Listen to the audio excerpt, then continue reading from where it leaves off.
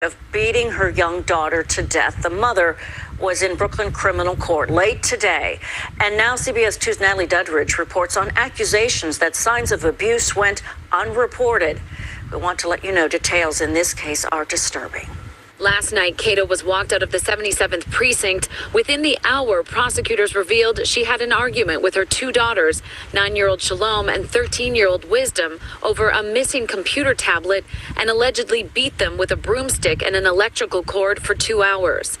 The 9-year-old crawled under the bed to hide, and when her mother lifted the bed up, it dropped on her head. Her 13-year-old sibling called 911. When police arrived, Shalom was unconscious with bite marks and bruising all over her body and was pronounced dead.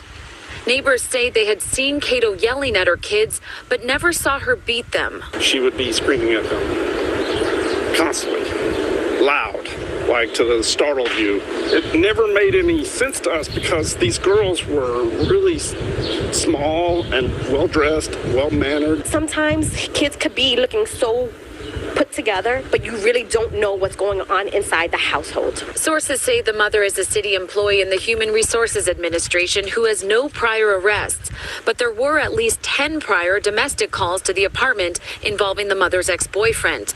None of the calls allegedly involved the children.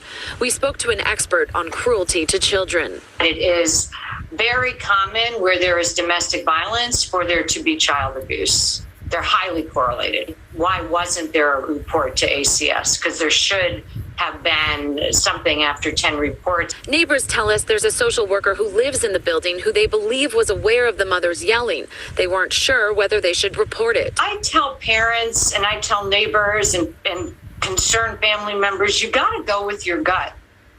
If that's not normal behavior for a parent to constantly be screaming and screaming at a child, make the report, then let the experts take it from there. Cato was remanded and is due back in court on Friday. If found guilty, she could face up to life in prison. Her 13-year-old daughter is now in the hands of Children's Services. In downtown Brooklyn, Natalie Duddridge, CBS.